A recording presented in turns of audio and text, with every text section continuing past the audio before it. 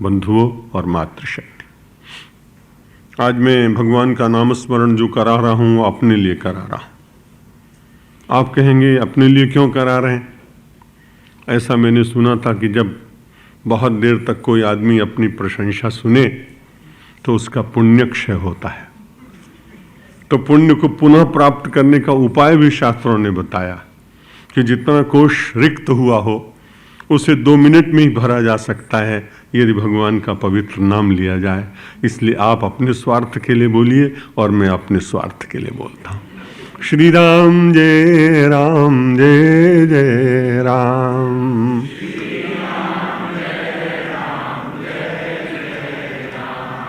श्री राम जय राम जय जय राम।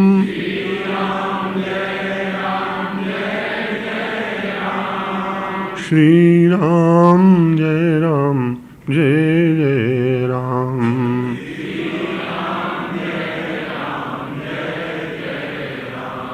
श्री राम जय राम जय जय राम।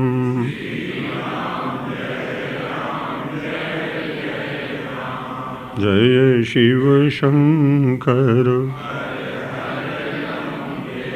जय शिव शंकर जय शिव शंकर। प्रातःकालीन अपनी स्वाध्याय यात्रा में श्रद्धा के संबंध में आपसे विचार विमर्श कर रहे थे। गोस्वामी तुलसीदास जी महाराज तो बड़ी सीधी सी बात कहते हैं कि जय श्रद्धा संबल रहित नहीं संतन कर साथ, तिन कह मानस अगमवती जिनहि न प्रिय रघुनाथ। जय श्रद्धा संबल रहित, जिनके पास श्रद्धा का बल नहीं है और नहीं संतन कर साथ, और जिन्होंने सत्संग नहीं किया, उन लोगों को अपने यहाँ रामचरितमानस के बाद संबंध में चर्चा है, लेकिन वास्तविकता ये कि अपने मन की गहराई में भी व्यक्ति उतर नहीं सकता है। और जब तक व्यक्ति गंभीर गहराई को छूता नहीं है तब तक सतह पर रहने से आदमी तैर तो सकता है, लेकिन उसमें से रत्नों की प्राप्ति नहीं होती। संसार में जब भी कभी रत्न की प्राप्ति होती है तो गहरे गोते लगाने पड़ते हैं। ठीक इसी प्रकार से मन के वृत्तियों की सतह पर तैर न कर उससे और गहरे पहुंचने के बाद जहां से वृत्तियों का उद्गम होता है, जहां से हम लोगों के विचार जन्म प्राप्त करते हैं, वहां जाने की चेष्टा जब हम करने का यत्न करेंगे तब निश्चित रूप से आपको वह प्राप्त होगा जिसके संबंध में पिछले कई दिनों से हम सब लोग चर्चा कर रहे हैं। अपने आत्म सुख के केंद्र को ढूंढने के लिए मन की तरंगों के साथ प्रवाहित होने की क्रिया को बंद करना पड़ेगा, चाहे आज करें और चाहे कल करें। लेकिन ऐसा नहीं है कि आप जगत के लिए उपयोगी नहीं रह जाएंगे। ध्यान का अर्थ ये नहीं होता है कि आपके बिल्कुल कुछ आपको भीतर आवे ही नहीं। ध्यान का अर्थ होता है चिंतन। स्वामी जी महाराज कभी कभी कहते कि कुछ लोग ध्यान का अर्थ करते हैं कि ठप कर देना, यानी बंद कर देना। आप विचार करिए, यदि बिजली कहीं से पूरी तरह से बंद हो जाए तो अंधेरा होगा। 2 दिन पूर्व भी आपको कहा था कि अंधेरा तो हमको चाहिए, लेकिन हम विवेक पूर्वक अपने आप अपना स्विच ऑफ करते हैं और जब चाहते हैं तब उसके बाद उसको प्रकट कर लेते हैं। ठीक इसी प्रकार से ध्यान का अर्थ है चिंतन। चिंतन की गहराई में उतरते उतरते जगत अपने आप कहीं निरुद्ध हो जाए, जगत की वृत्तियां शांत हो जाएं, और या फिर जगत शेष भी रहे तो उनका रूप बदल जाए, उनका परिवर्तन हो जाए, वे रूपांतरित हो जाएं। जगत संसार में कई बार भक्त के सामने, ज्ञानी के सामने होता है।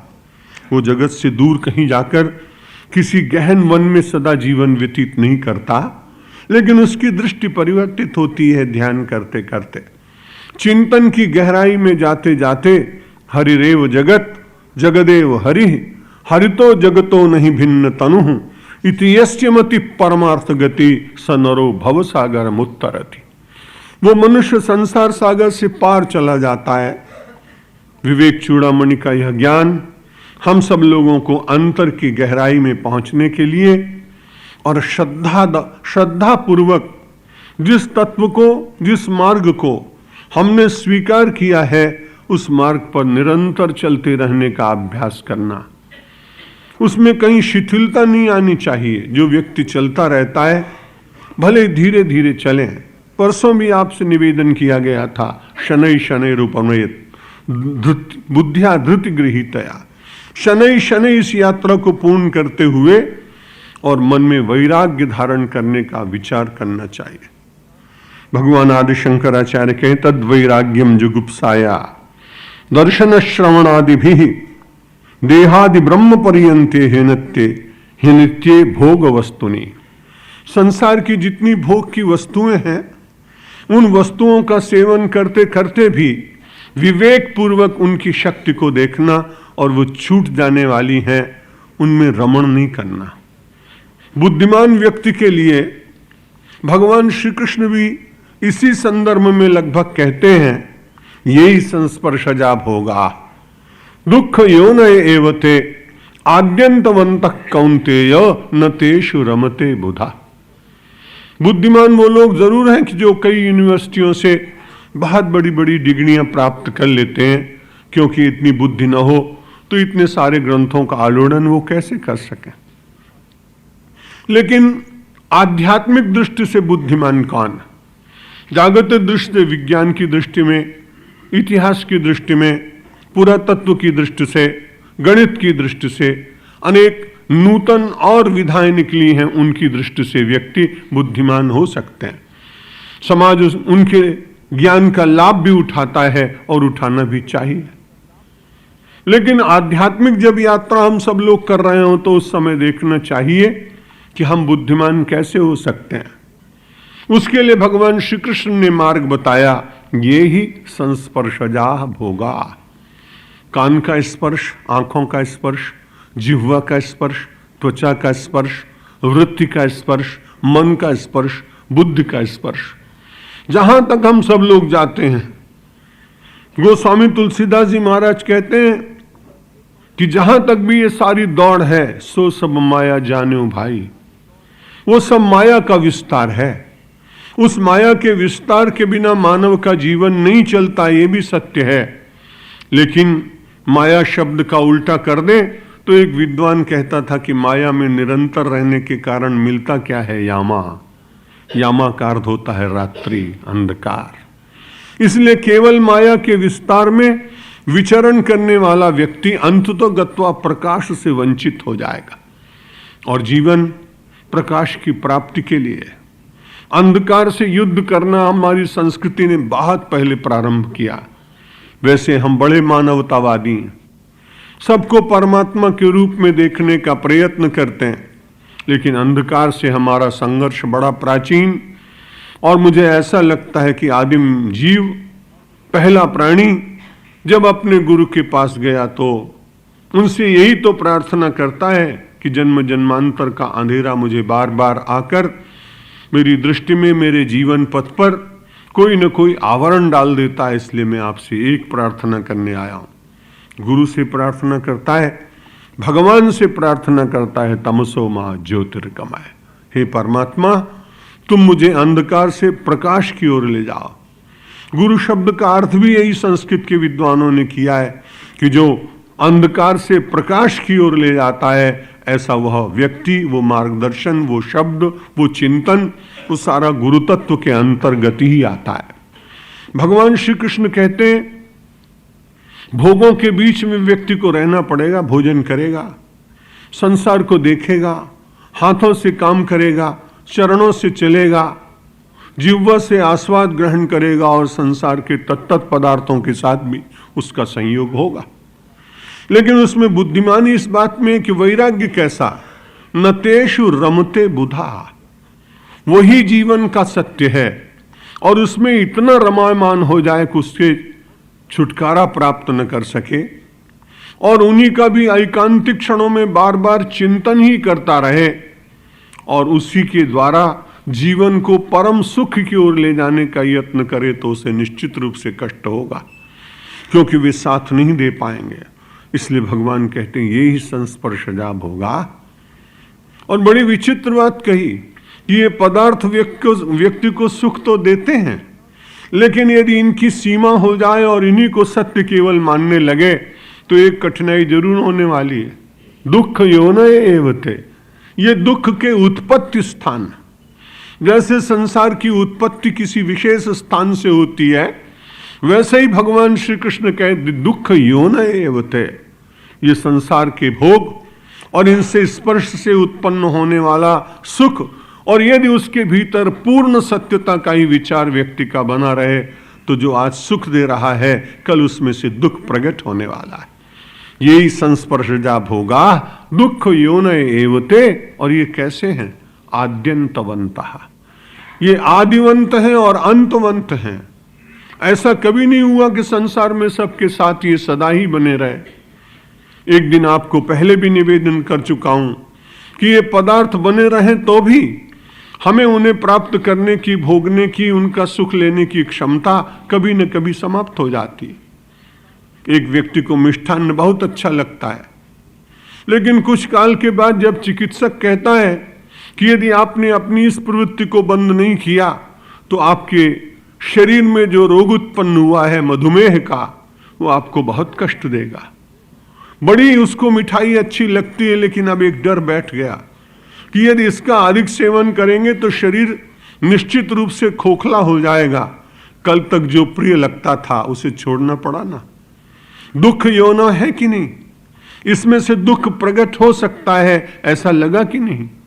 यदि आप अच्छी प्रकार से देखेंगे तो प्रायः सभी जगह किसी को चलचित्र बहुत अच्छे लगते हो और वो कई कई घंटे बैठकर देखता हो, तो कुछ दिनों के बाद नेत्र चिकित्सक कहेगा कि आपके नेत्र में दोष आ रहे हैं, इसलिए आपको बहुत दूर बैठकर देखना चाहिए।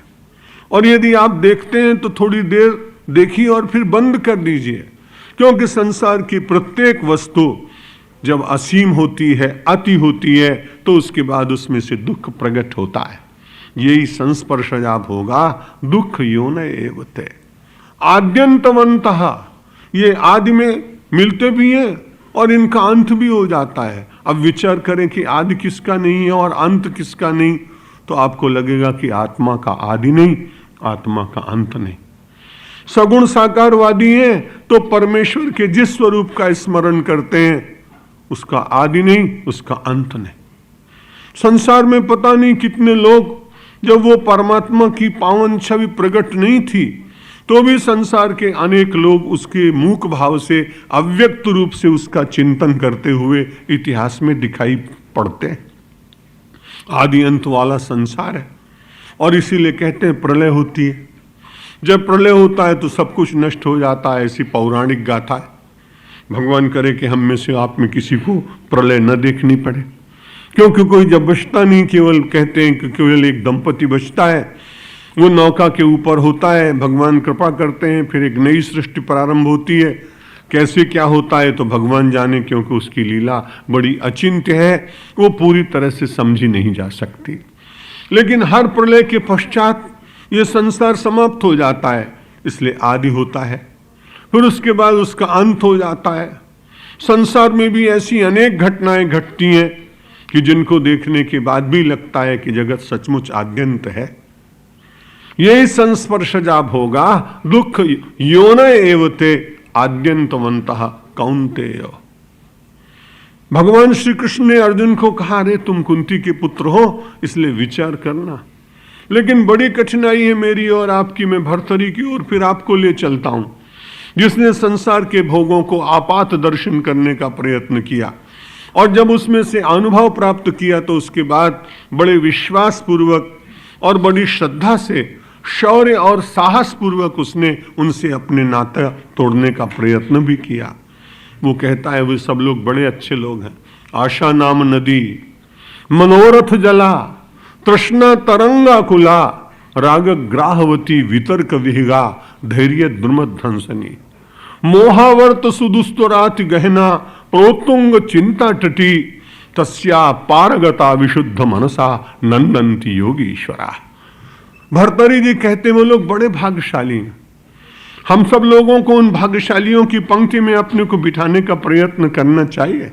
नंदन थी, यहां तो उन्होंने कहा कि जो आदमी बुद्धिमान है वो इसमें रमता नहीं है, इनका सेवन करता है, सीमा में रहता है, और जब आवश्यकता पड़ती है तो ये पदार्थ उसको दबा न सकें। आप चैतन्य हैं, इसलिए आप जब चाहें तब आप उनका सेवन करें। आपकी प्रज्ञा, आपका बल, आपकी साधना, आपकी तपश्चर्या, आपका मनोबल और आपकी इच्छा शक्ति ऐसी श्रेष्ठ होनी चाहिए कि ये आपको न दबा सकें। कई बार बड़ी कठिनाई होती है, बड़ा विद्वान व्यक्ति भी अपने छोटे से व्यसन के कारण कष्ट का अनुभव करता है। एक बार एक जगह बहुत मानस सम्मेलन हो रहा था, बड़े बड़े विद्वान आए। उस समय में शंकराचार्य पद पर था और उसमें नियम है कि हमारे साथ में एक चांदी का छड़ीदार पीछे खड़ा रहता है। ये सब देखने के बाद बड़ा कष्ट होता था, इसलिए भगवान ने छुड़ा दिया।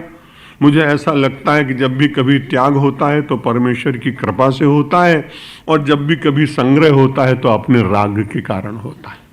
इसलिए यदि कोई पद छूटता है तो उसमें व्यक्ति की विशेषता मैं नहीं मानता हूं। मुझे ऐसा लगता है कि परमात्मा के अनुग्रह के क्षण घनीभूत हुए और उनकी कृपा से किसी को इतना बल मिला कि इतनी प्रतिष्ठा और इतनी जय जयकार के छोड़कर एक सामान्य सन्यासी बन जाने की जो इच्छा जागी, तो ये परमात्मा की कृपा का फल है, किसी व्यक्ति के पुरुषार्थ का ये या मेरे पुरुषार्थ का फल नहीं। बड़ा आश्चर्य हुआ, सत्य घटना है। तो वो मेरे पीछे खड़ा छड़ीदार, वो चुपचाप जब कभी मौका मिलता था तो खैनी खा लेता था। अब वहां पर जब कथा का सम्मेलन चल रहा था तो एक उसमें से कथावाचक, संभवतः उनको भी तमाकू खाने की आदत रही होगी, सम्मेलन बहुत देर तक चला, 3 घंटे हो गए और लगा कि अभी अध्यक्षीय भाषण बाकी, इसलिए 1 घंटा और लग जाएगा। उन्होंने चारों तरफ दृष्टि डाली और अचानक उन्होंने मेरे छड़ीदार की ओर देखा, उसको इंगित किया।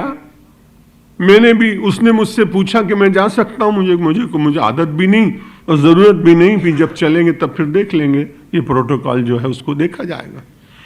तो उसके बाद वो चला गया।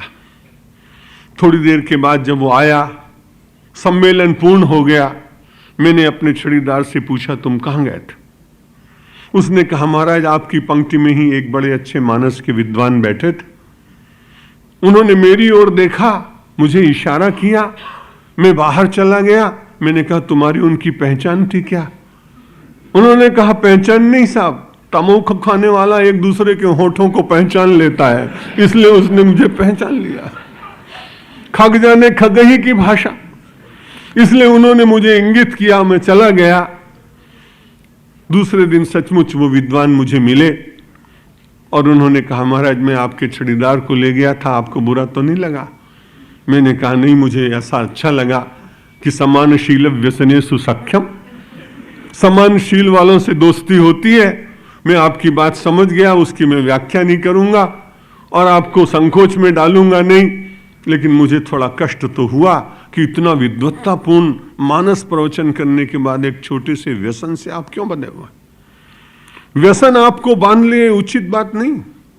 आप शासन करें, लेकिन आप किसी व्यसन के द्वारा अनुशासित हों, ये मानव जीवन की बहुत श्रेष्ठ बात नहीं होगी। इसलिए भगवान आदि शंकराचार्य जिस वैराग्य की बात कर रहे हैं वो जंगल में जाने का वैराग्य नहीं है। व्यसनों से मुक्त होने वाला एक समाज निर्मित हो और व्यसन मुक्त समाज के भीतर अपनी शक्ति से सदाचार की ज्योति जले और सदाचारियों का एक समाज निर्मित होकर जो असत में जीने वाले लोग हैं उनको प्रेम से आमंत्रित कर अपने जीवन की ऊर्जा का दर्शन कराते हुए, अनुभव कराते हुए कि यह श्रेष्ठ मार्ग है। इस श्रेष्ठ मार्ग पर चलने के कारण हमारा मन शांत है, हमारी इंद्रियां शांत हैं, हमारी बुद्धि शांत है, हम ठीक निर्णय ले सकते हैं। तुम व्यसन में हो, राग में हो, पदार्थों में जी रहे हो, मेरे बंधु आओ, मेरी पंक्ति में आओ, मेरे समाज के साथ जुड़ो। तो इस सारे समाज को सदाचारी समाज बनाने की दृष्टि से भी उस वैराग्य की आवश्यकता है जिसका वर्णन आध्यात्मिक दृष्टि से भगवान आदि शंकराचार्य ने साधक के लिए किया। यदि साधक एक ही हो और बाकी का समाज पूरा असाधक हो तो एक साधक की साधना भी पूर्ण नहीं हो सकती, क्योंकि उस प्रकार का उसे वातावरण नहीं मिलेगा और विवश होकर बहुमत के सामने उसे अपने मत्था झुकाना पड़ेगा, उसकी शरण स्वीकार करनी पड़ेगी। इसलिए आवश्यक है विरागी समाज का निर्माण। विरागी समाज का निर्माण पदार्थों हो और पदार्थों का कम से कम उपभोग। पदार्थ हो लेकिन पदार्थ आपको दाब न सकें। यदि कोई दाबे तो केवल परमात्मा का चरण पद। कल भी परसों कहा था, जिसने परमात्मा के पद पकड़ लिए निश्चित रूप से वह विपत्तियों से अपने को दूर कर लेता है। आपदाम अपहर्तारम। जिसने पद पकड़ा उसके आपत्ति समाप्त हुई। उसके जीवन में से परमात्मा के चरणों में पदारूढ़ होने से उसे आपदारूढ़ नहीं होना पड़ेगा। यह बहुत लोगों के जीवन का अनुभव है, आप भी निश्चित रूप से करेंगे तो आपको भी लाभ होने वाला है। तद वैराग्यम जुगुप्सा साया। बुद्ध को पहले वैराग्य नहीं था, जुगुप्सा जागी। जुगुप्सा का अर्थ का है कि जिसको देखकर मन में थोड़ी सी क्षणिक घृणा का भाव कि ये क्या है। किसी ने कहा कि तुम्हारे भीतर बड़ी शक्ति है। वो भी अपने एकांत में अनुभव किया करते थे कि कोई मुझे बुला रहा है, कोई मुझसे कुछ काम कराना चाहता है। लेकिन बड़ी कठिनाई थी।